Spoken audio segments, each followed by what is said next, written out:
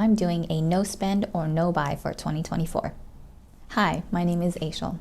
If you stumbled upon this video, welcome. In this video, we are going to be talking about what a no buy or no spend is, what it's all about, why I'm doing it, and why you might want to consider it yourself. If you're curious or interested in finding out a little bit more, stick around and let's dive right in. Now, a no spend or no buy or low buy challenge, they're all pretty much the same thing. In this challenge, you're going to create your own rules. You're going to personalize it for your lifestyle, what your needs are, what your target areas are that you want to cut down on the spending or overspending, if that may be the case, like myself. Now, another thing that you will take into consideration is how long you want to do this challenge for, whether it's a week, whether it's a month, a quarter, or even a whole year. Once you decide on how long you want to do it for, you're going to list out what you're going to spend your money on, and then you're also going to have a list of what you're not going to spend your money on. Most importantly, we are going to find out the reason why we want to do this challenge. Now, you can be doing this for a lot of different reasons. You can be doing this to control your spending habits. You can do this to live beneath your means. You can do this for your retirement, for your savings. You can do it to get out of debt. You can do it to declutter your life. Mine is all of the above. Doing a no spend also aligns with my goals. I want to be able to live with less. I want to strive for a minimalist lifestyle. My ultimate goal for this experiment is so that I can consume less and create more. So if you're into that, make sure you like and subscribe and join me on this journey. All right, so let's talk about the two different lists that we're going to be creating. First list is the no buy list. This is where you want to focus on those target areas of your life that you overspend money on, because let's face it, we probably overspend in one way or another. I'll just go over my no buy list so that you can get an idea and you can create your own list from that. The first one is going to be takeout. I'm not going to have any more takeout, more specifically dine-in restaurants. This is the category that I overspent in this whole year.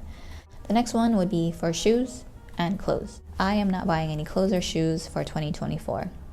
Another thing that's on my no buy list are books. One of my personal goals is to read 8 books in the year, which is honestly not a lot. Now, I've already stockpiled a lot of books on my phone that I have to read, so this will allow me to focus on reading the books that I already have, and if I continue this habit, I'll be able to eventually next year be able to buy more books that I want to get my hands on. The biggest category that not necessarily was an overspent category this year, but for the last 15 years of my life, which is art supplies. I am a paper connoisseur. I love art journaling. I like mixed media. I love all things paper. Paper is probably my kryptonite. Everybody can have their own. That's totally cool. I'll probably also add stationery in the mix, but that's gonna probably go into my low buy category because you never know. And that's definitely that mindset that already has you thinking like, I'm probably gonna end up buying stationery. So I'll just add it to the no buy list. I'm also gonna add stationery to my no buy list. I have plenty of stationery to go through. Now, my low buy list will basically be where all of those essential categories will be under. These are the bills that you need to survive. My essential bills, which is rent and my phone bill. This is also some of those variable expenses, your food, your gas, transportation to and from work. These are also some subscriptions that you may have already used in your lifestyle. So for you, it could definitely be a gym. I definitely understand that lifestyle is a must, especially for maintaining your well-being. Another thing on this category is health expenses for your co-pays, for dental work, for glasses that you might need.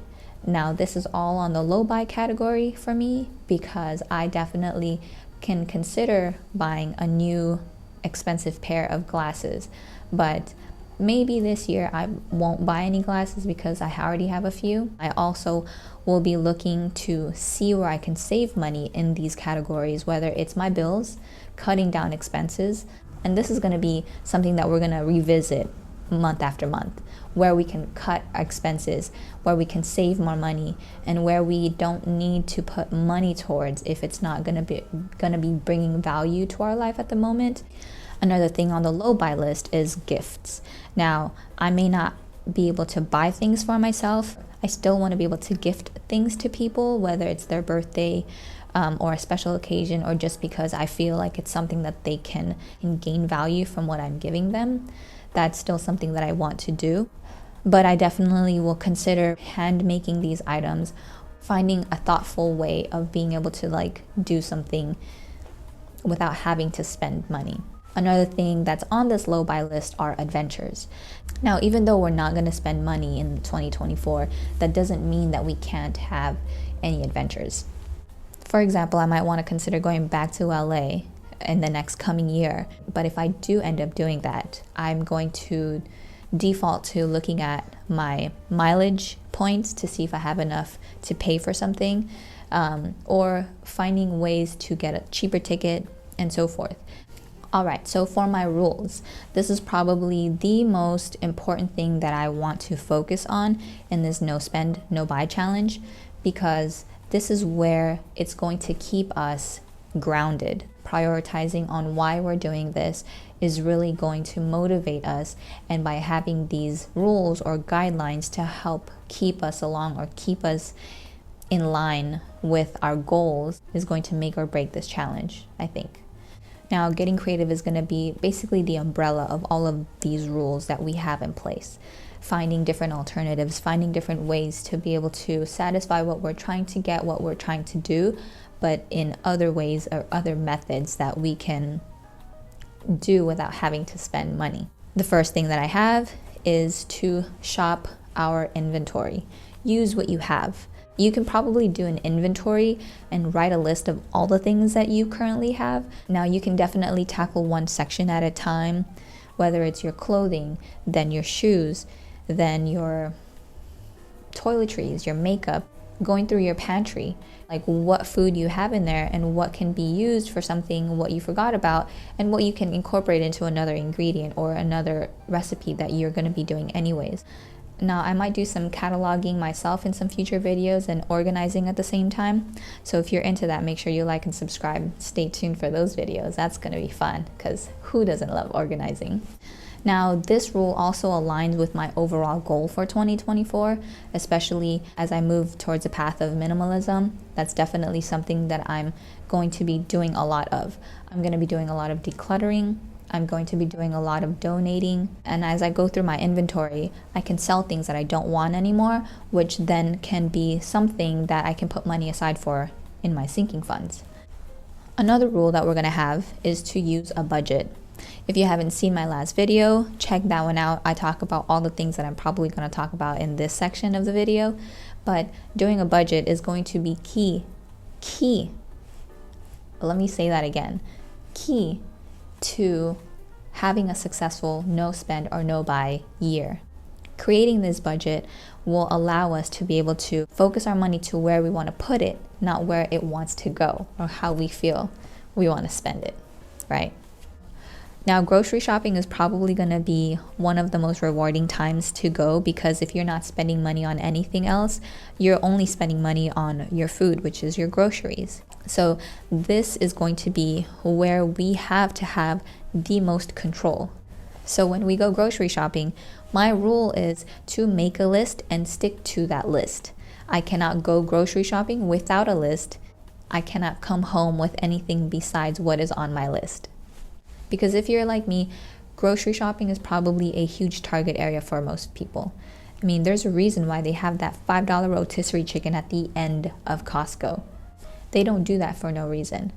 Because they know that we're trying to get to that chicken, but we're probably going to touch and feel and see things that are on sale and realize that we wanted this, or we wanted that jacket, or we wanted to buy this mixer, even though we didn't necessarily need it in the first place. But we end up always picking something up along the way or on the way out as well.